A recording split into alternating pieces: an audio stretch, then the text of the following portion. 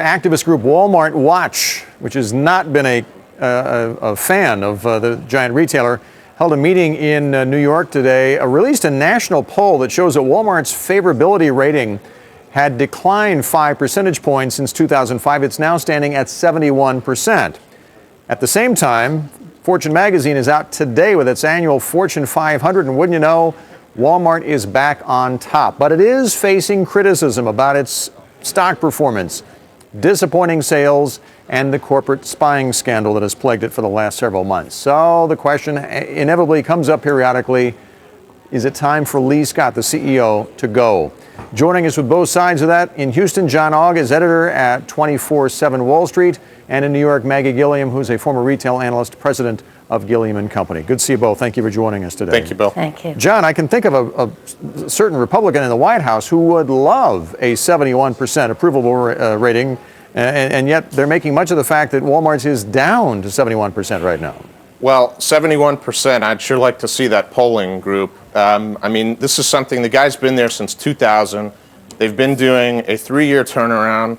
About the only thing that anyone can say is that the stock is quote unquote cheap. I mean, he's had his time. In the last 5 years, the Dow is up more than 50% off of its lows.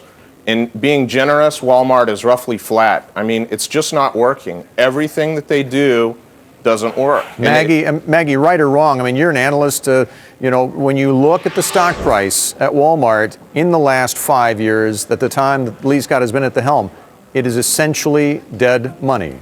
That's correct, it is. He joined or took on his present position at the beginning of 2000 when the stock had been up on a spike. It was selling at 58 times earnings just before he assumed the position, and now it's around 15. So it's had a tremendous multiple erosion. In that time, Target's multiple has also eroded, but it came down from the low 30s. But sales have also been flat. He's plagued by labor problems. He's plagued with this spying scandal. I mean, it's not just about the stock price, though, Maggie. No, the sales, I would say, domestically have been a little bit disappointing, but they were still up in over $16 billion last year in the Walmart division alone, and that shows that people are not leaving the company in droves. And globally, the sales were up more like 12%. And yet at the same time, John, as I said, just today, Fortune magazine puts Walmart at the top of the Fortune 500 right now, ahead of ExxonMobil, ahead of Chevron, ConocoPhillips, General Electric, Citigroup, Bank of America. I mean, major corporations, and it's number one again. But Bill, those are size metrics. That's not about investor metrics. I mean, if you are an investor in the company, having the number one Fortune position isn't going to cut it if you've been looking at a flat to, they're actually down about 20% from their highs over the last 5 years.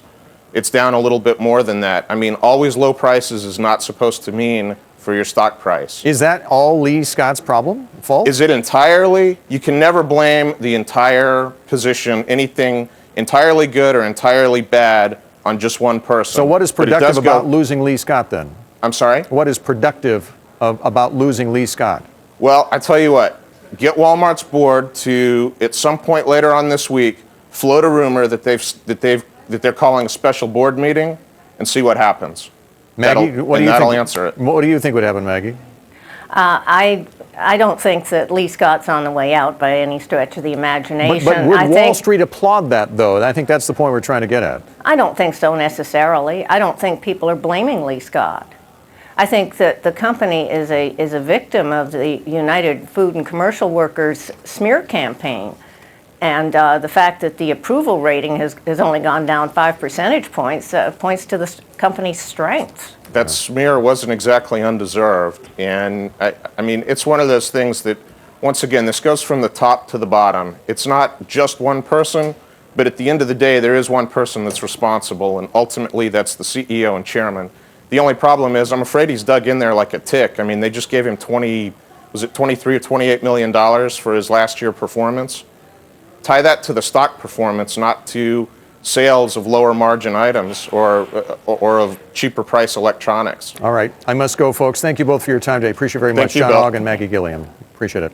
To our question of the day, by the way, where we're asking you how you believe Walmart could quiet its critics. Send us your thoughts by going to CNBC.com. We have some of the responses that have come through so far today. William in Virginia says, be better to its employees. Wake up and understand that there are more progressive companies, for example, Target.